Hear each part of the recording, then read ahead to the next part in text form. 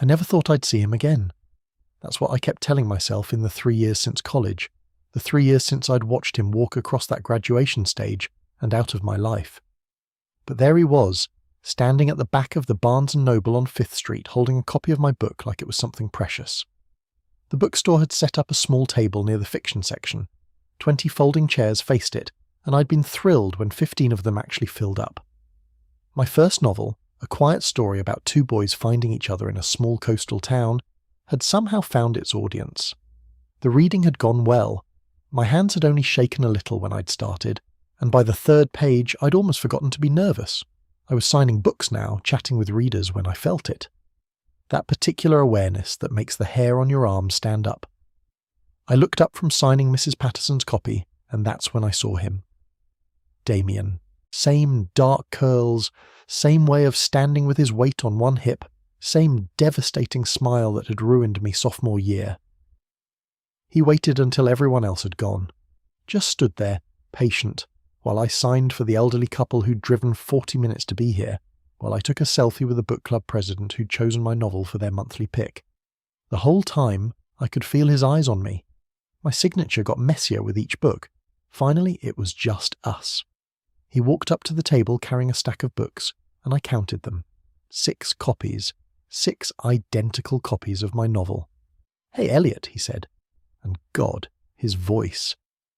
I'd forgotten how it did that thing, dropped low on certain words like he was sharing a secret. "Damien, hi, that's a lot of books." He set them down carefully, aligned them into a neat stack. "I know. Can you sign them all? Different inscriptions, if that's okay." My Sharpie hovered over the title page of the first one. "Are these gifts?" "Yeah. There are some people who need to read this story." He pulled out his phone, consulted something on the screen. "The first one is for Marcus. He's 17, just came out to his parents last month. They're struggling with it." I wrote carefully, "For Marcus, your story matters. Your love is valid. Stay brave." I signed my name underneath. "The second is for my sister Caroline. She asks about you sometimes." I remembered Caroline. She'd visited campus once, caught Damien and me studying together at the library, saw right through both of us. I kept the inscription simple, for Caroline, who always knew. The third is for my co-worker James. He's 42, divorced, finally figuring himself out. He's terrified. For James, I wrote, "It's never too late to find yourself, or to find love." Damien watched me write each one. He gave me names, tiny glimpses into lives I'd never meet. A college freshman, a widower, his cousin's kid who'd just started questioning. 6 people who needed to know they weren't alone. When I finished the last one, I looked up at him. Really looked at him. There were small differences from the boy I'd known. Faint lines at the corners of his eyes, a confidence in how he held himself that hadn't been there before. But the essential Damien, the one who'd sat across from me in contemporary lit and argued passionately about Virginia Woolf, who'd kissed me for the first time in his dorm room while rain hammered the windows, who'd ended things 2 weeks before graduation because he was scared and I was too proud to fight for us, that Damien was still there. "You didn't get one for yourself," I said. "I already have one. Read it in 2 days. Couldn't put it down. What did you think?" He was quiet for a moment, choosing his words. "I think you're braver than you used to be. I think you wrote the story we were too scared to live." The bookstore was nearly empty now. The events coordinator was hovering nearby, probably wanting to close up. I should have stood, should have thanked him for coming, should have let him walk away again. Instead, I heard myself ask, "Do you want to get coffee?" We ended up at the diner 3 blocks over, the kind of place with cracked vinyl booths and fluorescent lights that made everyone look slightly ill. Damien ordered coffee, black. I got decaf because it was already 8:30 and I'd never sleep otherwise. We sat across from each other and for a few minutes neither of us spoke. "I didn't think you'd come to the reading," I finally said. "How did you even know about it?" "I follow you on Instagram, your publisher account, I mean. They posted about the signing 2 weeks ago." He wrapped his hands around his mug. "I've been following your journey, the agent announcement, the book deal, the cover reveal, all of it. You never liked any of the posts. I didn't want to be weird. Didn't know if you'd want to hear from me." Our waitress, a tired-looking woman named Deb according to her name tag, refilled Damien's coffee without asking. When she left, I said, "I looked for you too, after graduation. You disappeared from social media." I needed to figure some things out.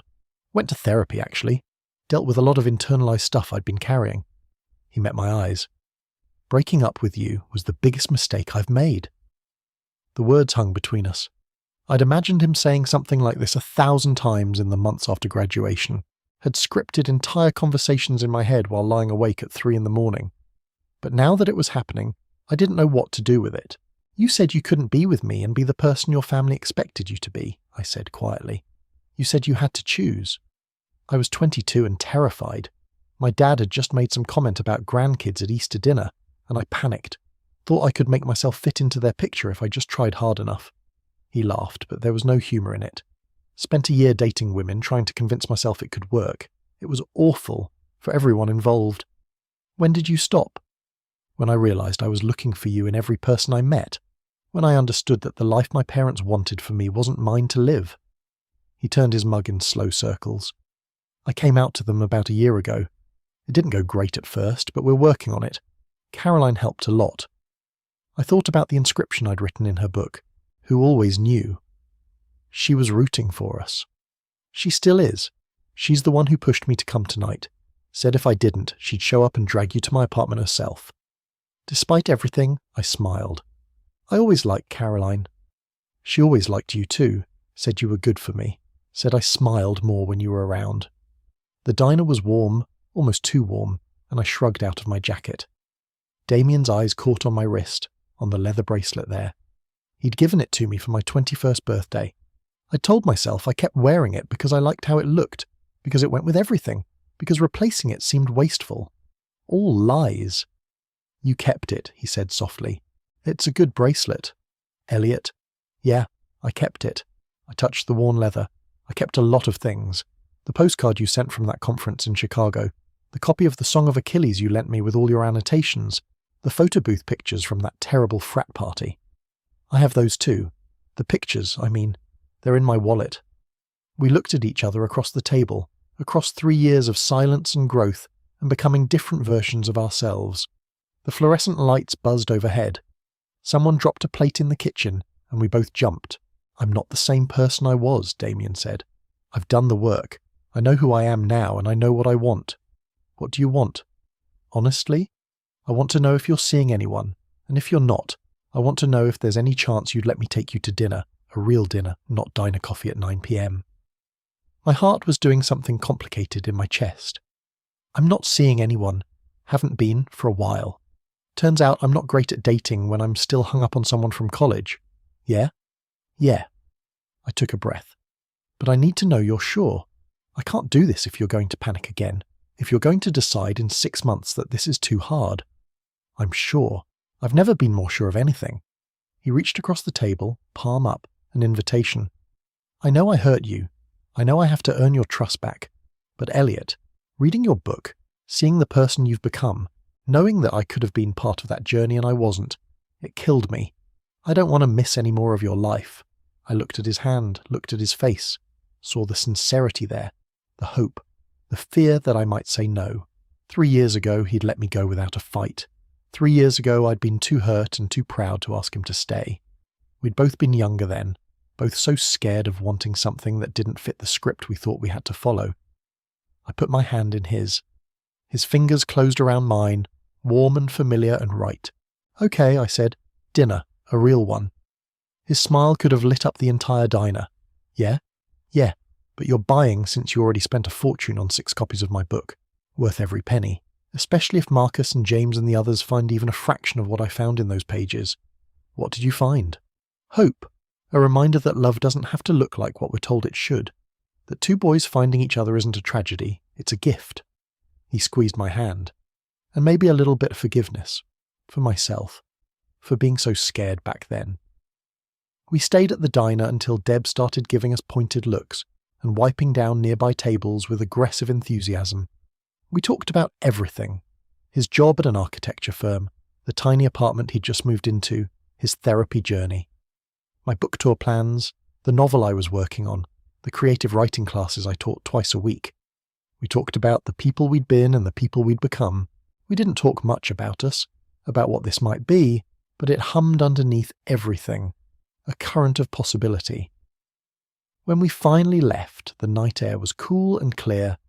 October in the city, my favourite time of year. Damien walked me to my car, hands in his pockets, shoulders relaxed in a way they never were in college. "So," he said when we reached my beat-up Honda, "dinner? When are you free?" "Tomorrow?" Too eager. "I've waited 3 years. I'm done pretending to play it cool," he laughed, and the sound wrapped around me like a blanket. "Tomorrow, I'll pick you up at 7, wear something nice. I'm taking you somewhere special." "Damien?" "Yeah?" "I'm really glad you came tonight. To the reading." "Me too." He hesitated, then leaned in and kissed my cheek, soft and brief and full of promise. "See you tomorrow, Elliot." I watched him walk away, watched him turn back twice to look at me, watched him finally disappear around the corner. Then I sat in my car for 10 minutes, forehead pressed against the steering wheel, trying to process what had just happened. That night I couldn't sleep. I kept thinking about those 6 books, about the people who would read them. Marcus figuring out who he was at 17. James starting over at 42. All of them looking for something in those pages. Hope, recognition, proof that their stories mattered. Damien had seen that, had understood what I'd been trying to say with my novel and had wanted to share it with people who needed it. I thought about the boy I'd known in college, brilliant and kind, but so afraid of disappointing the people he loved. And I thought about the man who'd stood in that bookstore, confident enough to show up, vulnerable enough to admit his mistakes, generous enough to buy 6 copies of a book for people who needed to see themselves in its pages. People change, people grow. Sometimes they grow apart, and sometimes, if you're lucky, they grow in ways that lead them back to each other. The next evening, Damien picked me up at exactly 7. He was wearing a dark blue shirt that made his eyes impossible to look away from, and he'd brought flowers, sunflowers my favourite, which he remembered. He took me to a rooftop restaurant I'd never been to, the kind of place where the city spread out below us like scattered stars. Over wine and pasta we talked more, about his family slowly coming around, about my next book already taking shape, about fear and courage and the distance between who we are and who we want to be. And somewhere between the main course and dessert, his foot found mine under the table, and we both smiled like idiots. "I have something for you," he said when the waiter cleared our plates. He pulled out a book. My book. Not one of the 6 from last night, but an older copy, worn at the edges. "You said you already had one." This was the first copy I bought, the day it came out. I've read it 4 times. He opened it to the dedication page, to everyone still searching for their story, to everyone brave enough to write it. I wanted to be brave enough, wanted to be someone who deserved to be part of your story again. "Damien, will you sign it? This one's for me." I took the Sharpie he offered, thought about what to write. Finally, I settled on the truth. For Damien. You were always part of this story. You always will be. Welcome home. When I handed it back, his eyes were bright. He read it twice, then looked at me with such tenderness I could barely breathe. "I love you," he said. "I never stopped. I just had to learn how to love myself first so I could love you the way you deserve. I love you too." I tried not to, but I couldn't help it.